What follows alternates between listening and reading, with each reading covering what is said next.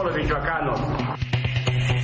Les habla Dionisio Loya Plancarte, representante de la Hermandad Los Caballeros Templarios. Me dirijo en especial a Hipólito Mora, que llevemos a cabo un pacto de paz y civilidad, y con ello evitar más muertes de inocentes que solo van incubando resentimientos y hogares enlutados. Y si después del diálogo no llegamos a ningún acuerdo que beneficie a la sociedad, te reto a un duelo a muerte. No la hace, el primer cuetazo se lo pego en la pura frente. Ese era Hipólito Mora hace 10 años, cuando encabezaba las autodefensas en la Tierra Caliente de Michoacán, cuando levantó a los habitantes de Buenavista Tomatlán para defenderse de los Caballeros Templarios, el grupo criminal que controlaba la zona y extorsionaba a empresarios, aguacateros y ganaderos.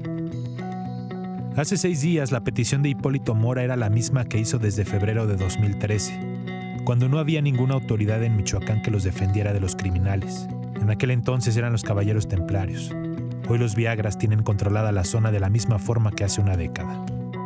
Que vengan las autoridades y terminen ya de una vez con tanto cobro de piso, tanta extorsión, que tienen controlado todos los productos y la verdad nos tienen muy mal a todo el pueblo de La Ruana. No nos dejan trabajar y lo que trabajamos desafortunadamente es para el crimen organizado. Gracias, su amigo Hipólito Mora.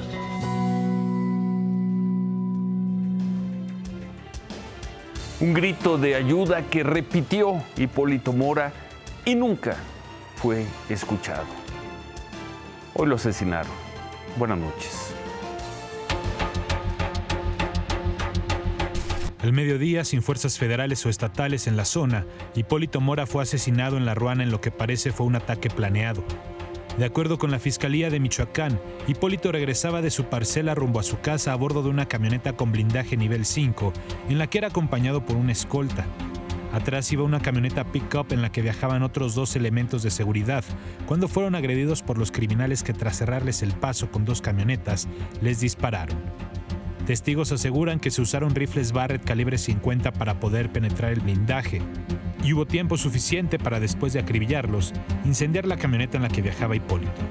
Él y sus 3 escoltas murieron en el lugar. ¡Verga, prende la troca! ¡Ya la prendimos! ¡En esto vamos! ¡Ahorita la prendemos! ¡Ya está muerto! ¡Puro Viagra! El gobernador de Michoacán, Alfredo Ramírez Bedoya, anunció la llegada del Ejército y la Guardia Nacional a La Ruana. Aquí están esta bola de corruptos, hijos de la chingada, que dejaron que mataran a mi hermano, a Hipólito Mora. Ahora sí llegan los hijos de su puta madre. Estaba solo cuando estaba la balacera. Le habíamos pedido a Hipólito que por estos temas se mantuviera en la capital, en Morelia, para que no corriera riesgo su vida. Él desafortunadamente no aceptó. En un mes, Hipólito Mora habría cumplido 68 años. Ya había sobrevivido a 2 atentados. Enterró a uno de sus hijos en 2014 en un enfrentamiento entre autodefensas y grupos criminales. En ese mismo año pisó la cárcel acusado del asesinato de otro autodefensa, pero salió semanas después por falta de pruebas. En 2015 intentó ser diputado federal, pero no consiguió los votos, y en 2021 se postuló como candidato a gobernador por el Partido Encuentro Solidario. Buscaba una vía política para lograr lo que las armas no consiguieron. No lo logró. Y hoy murió como tantas veces él mismo auguró su final. ¿Se van a morir a balazos? Si ellos quieren, tenemos que defendernos. Memorable aquella entrevista que le hizo hace 10 años Juan Pablo Becerra Costa a Hipólito Mora.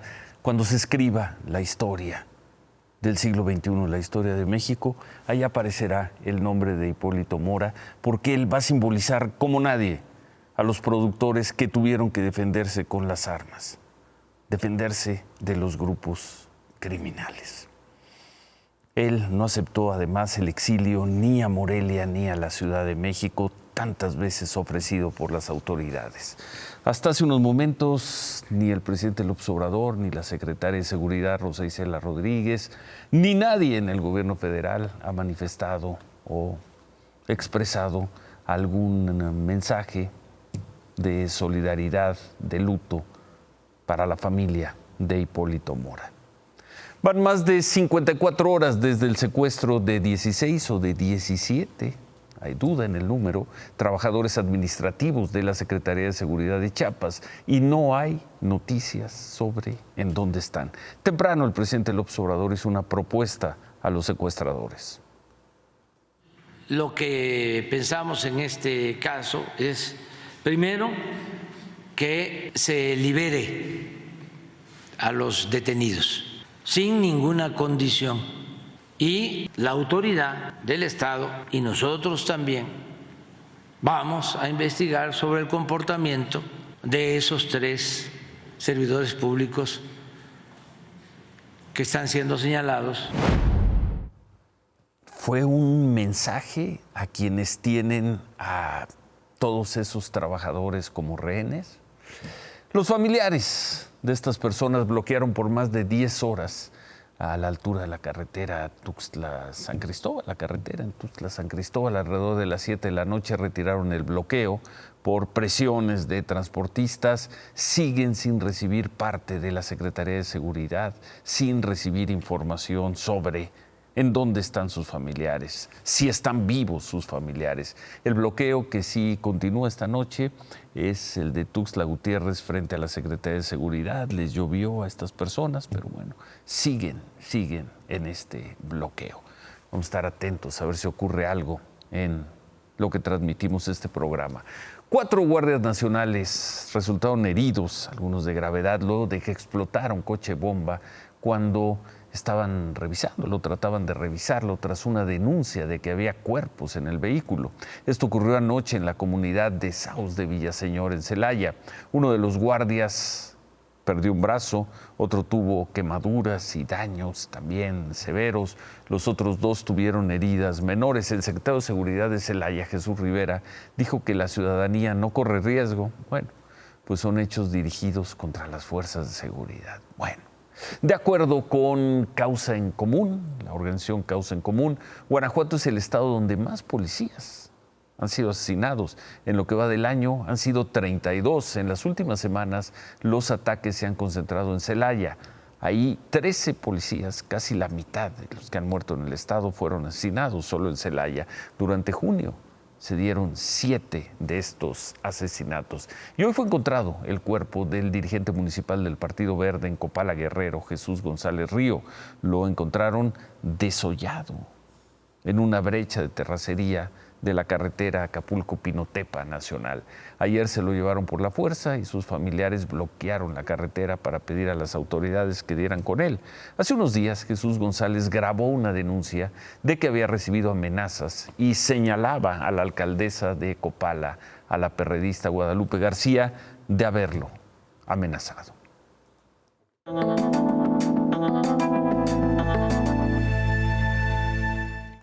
Anoche terminamos el programa con la pregunta de qué había llevado a Lili Téllez a renunciar, a dejar de buscar la candidatura presidencial de la alianza opositora.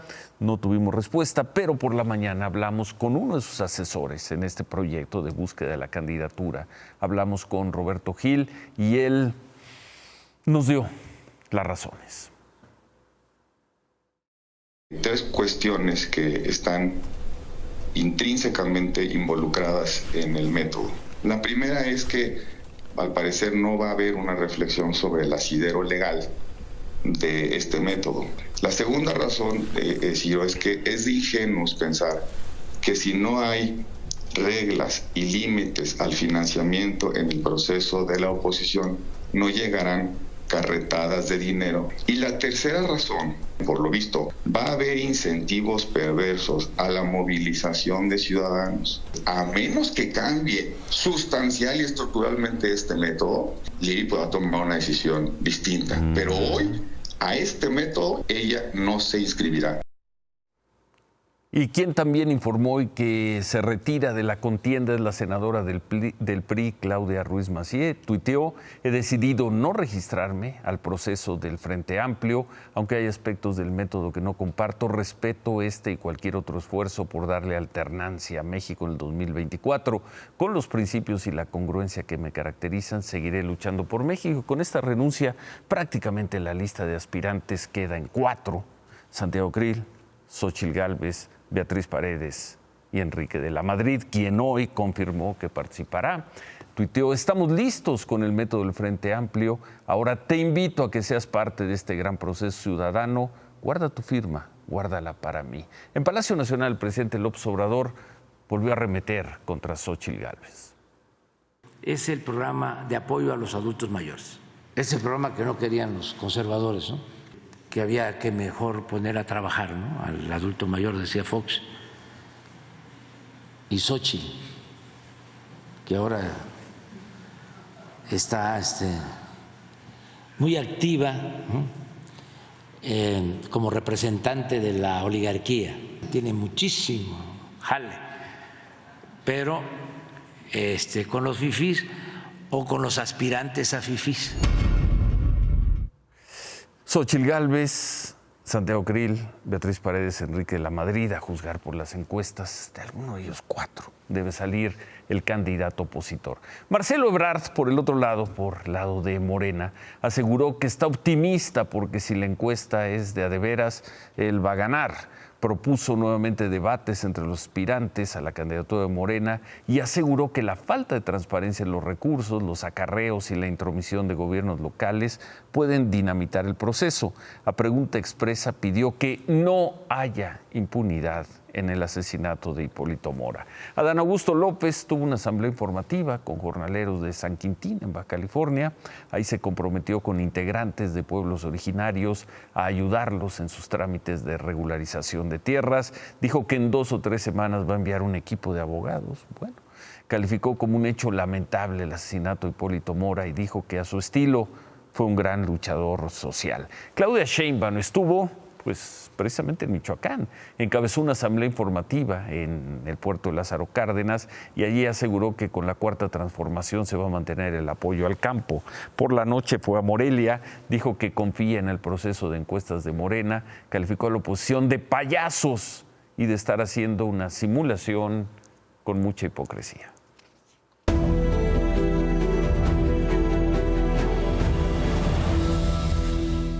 Anoche presentamos un adelanto de esta historia, lo que a todas luces parece ser un cateo ilegal y un abuso de la autoridad de la Ciudad de México. Esto ocurrió unas horas después de aquel cateo, el que presentamos aquí a la empresa Black Wall Street Capital en la Ciudad de México. Esto fue a mediados de marzo de este año.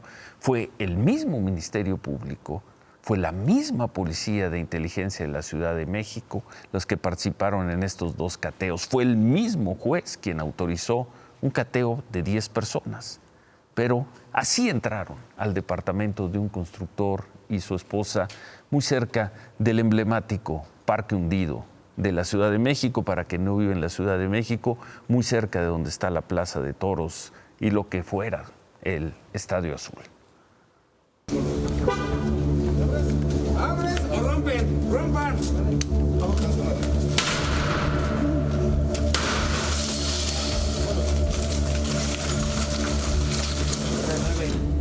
A las 2 de la mañana del 16 de marzo, un grupo integrado por ministerios públicos, policías de inteligencia de la Secretaría de Seguridad Ciudadana de la Ciudad de México y Guardia Nacional irrumpió en el edificio de la calle Baltimore 81 de la alcaldía Benito Juárez. Traían una orden de cateo para buscar narcóticos en el departamento 505, el del empresario constructor José Antonio Uribe. A partir de este momento, cámaras de seguridad del edificio y de la propia Fiscalía grabarían la crónica de un cateo ilegal. El acta circunstanciada del cateo señala que participan 10 agentes, pero al lugar ingresaron 32.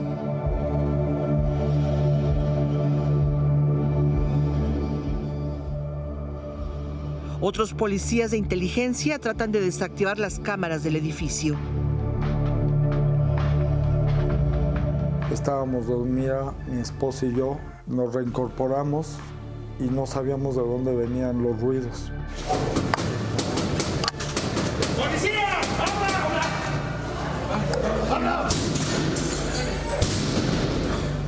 Un minuto tardaron en tirar la puerta del departamento. Los que ingresaron primero fueron los policías de inteligencia de Seguridad Ciudadana y de inmediato se escucharon gritos. No nos traten así. Me dijo, ahora sí, hijo de tu puta madre, te va a llevar la chingada. Inclusive me empujaron y apagaron la luz. Casi 5 minutos después, ingresan los peritos de video y fotografía para grabar el cateo que ya habían iniciado los policías.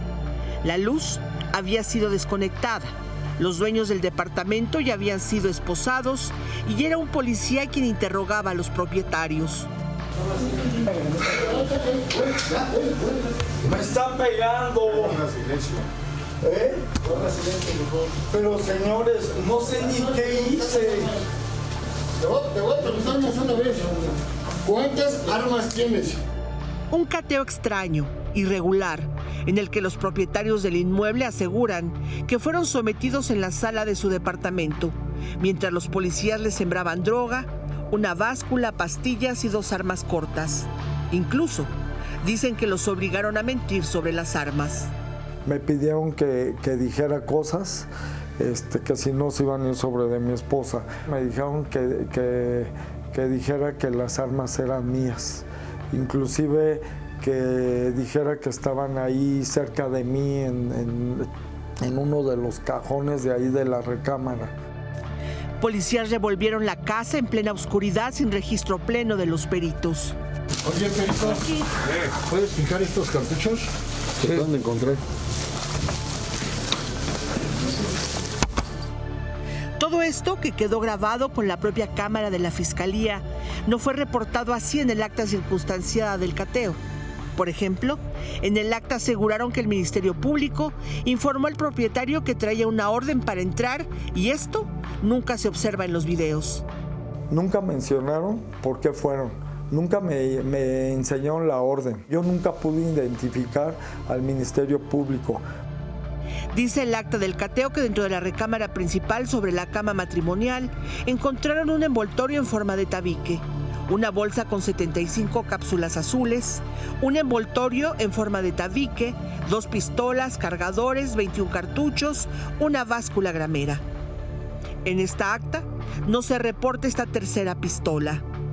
Pero además, ninguno de estos indicios estaba sobre la cama cuando entró la policía y los ministerios públicos, como quedó grabado en los videos. En el acta, además, se dice que solo participaron 2 policías de la Ciudad de México, cuando en las imágenes se ven a muchos más. Este cateo fue solicitado por el mismo Ministerio Público, Eric Armando Pérez, quien 12 horas antes había realizado el cateo ilegal a la empresa Black Wall Street Capital, en el que además participaron el mismo perito en criminalística, Fernando Elsaurdia, la misma Corporación de Inteligencia de la Secretaría de Seguridad Ciudadana y el apoyo de la Guardia Nacional.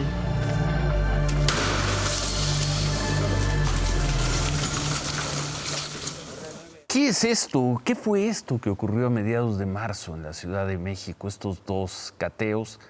3 meses se llevaron al empresario y a su esposa, estuvieron en la cárcel, salieron exonerados.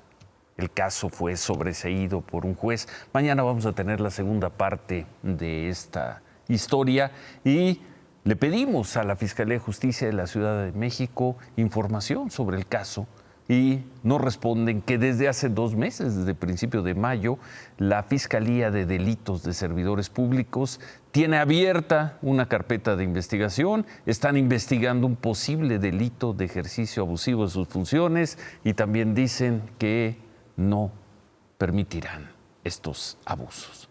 La víctima, el constructor José Antonio Uribe y su esposa, salieron hace unos días de la cárcel porque un juez los absolvió completamente. Mañana vamos a tener la segunda parte de esta historia. Claudia, buenas noches. Ciro, buenas noches. Hoy la Marina informó sobre el aseguramiento de un sumergible que transportaba 3,5 toneladas de cocaína. Es la primera embarcación con esas dimensiones y capacidad de carga que se ha asegurado en lo que va de este sexenio.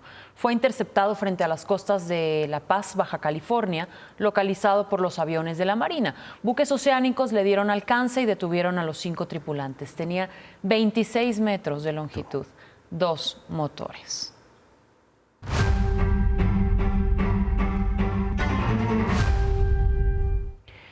Y hoy se dieron intensos bloqueos por parte de maestros del Estado de México en los principales accesos a la Ciudad de México. Empezaron a las 7 de la mañana, duraron cerca de 8 horas. En Periférico Norte, a la altura de Naucalpan, la fila de vehículos inclusive alcanzó 10 kilómetros, hasta que fueron desalojados por policías del Estado de México.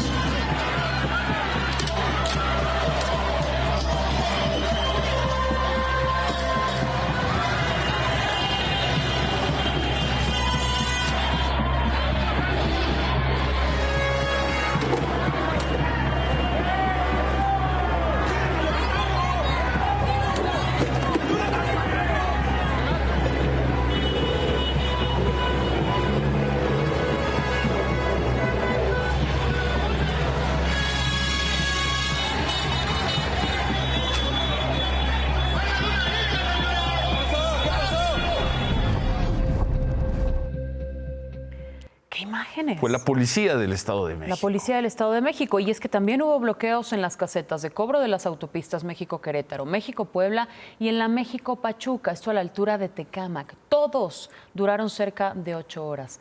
¿Por qué se dio esta jornada de bloqueos? Y así, los maestros exigen el pago de un bono que les prometieron, según acusan, de 3,000 pesos.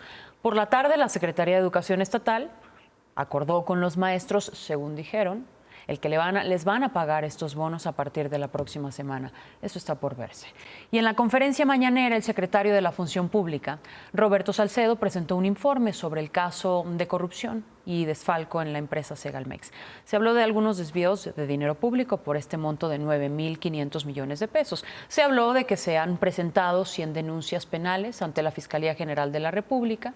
La Fiscalía tiene 32 carpetas de investigación en trámite, de las cuales ya se obtuvieron 49 órdenes de aprehensión, pero solo 26 personas han sido detenidas y entre ellas están algunos exfuncionarios, empresarios y abogados vinculados a esta red de desfalco. Caso escandaloso de corrupción, dijo el presidente. Vamos a regresar a ese tema con David en unos momentos. Gracias, Claudia. No me puedo ir, Ciro. No me puedo ir todavía porque resulta que hoy el gobernador de San Luis Potosí, Ricardo Gallardo, polémico gobernador de San Luis Potosí, arremetió y duro contra algunos medios locales luego de las críticas que ha recibido su obra emblemática, la Arena Potosí, que está además en construcción. Un trabajador murió prensado en esta obra y algunos medios responsabilizaron al gobierno. Y esto respondió Ricardo Gallardo. Pégale al periodista. ¿A quiénes les interesa más el que se murió en una obra? Imagínense, qué mendigos son, ¿no? Mientras que el pueblo, que se friegue. Pero son poquitos ya, porque hasta eso los medios serios, pues son serios. Pero hay uno que otro portalito ahí que como no se les paga, y antes le pagaba la maldita herencia, pues hoy tan chingue. Pero no le vamos a quitar una beca a una familia, un apoyo en efectivo a un adulto mayor, a una madre soltera, por pagarle a esos cabrones. Mejor que sigan chingando, o si no, ¿con qué nos divertimos? Necesitamos diversión. Lo que no les gusta es que a mí me gusta la sangre, me gusta arder, ver arder el mundo. Me gusta la sangre, esos cabrones, chingue y chingue. Y mejor el gobernador que sigan chingando. De San Luis Potosí. Dale al periodista, pégale al periodista. Gracias, Claudia. Si no, ¿con qué nos divertimos? Gracias. ¿Qué tal? Buenas noches, Ciro.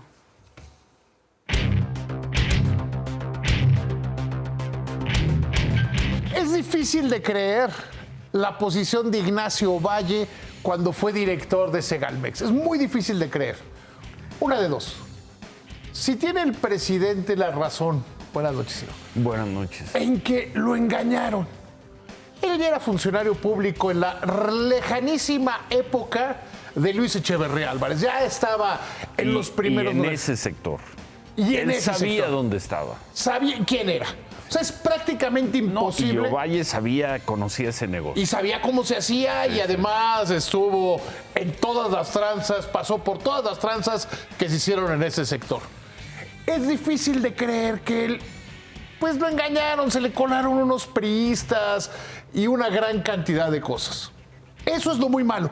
Lo bueno es que este gobierno, por lo menos con todo el dolor que le causa al presidente, está tomando acciones. Dice el secretario de la Función Pública que son como 9,500 millones de pesos lo que tienen detectado, pero hay otros 10,000 millones que están en duda, entonces podría ser 20,000 millones.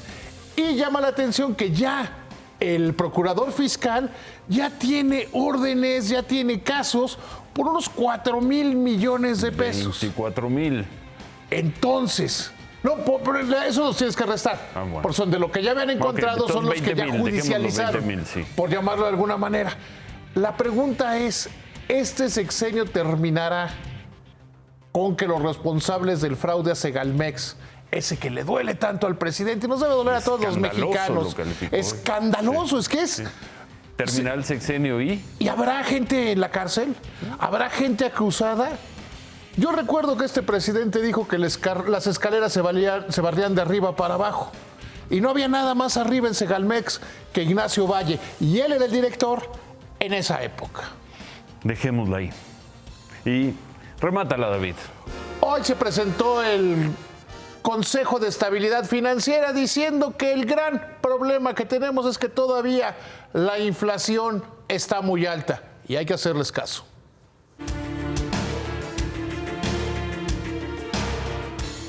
Cuando se escriba la gran historia de México del siglo XXI, al menos la historia de la primera parte del siglo XXI, aparecerá el nombre de Hipólito Mora. Porque quizá nadie como él simbolizó a los productores que debieron tomar las armas para defender lo suyo ante las bandas de criminales. Defender tierras, trabajo, patrimonio, familia, vida. Hipólito fue víctima también de muchas campañas de desprestigio de las que, hoy lo sabemos, salió ileso. Fue un buen hombre que rechazó la opción del exilio a Morelia o a la Ciudad de México. Nos dijo muchas veces que no podía dejar solos a los suyos en esa zona martirizada de Michoacán. Pobre país en el que los Hipólitos siguen muriendo asesinados por los criminales. Criminales hoy más empoderados que nunca en la historia de México del siglo XXI. Descanse en paz, Hipólito Mora. Ánimo.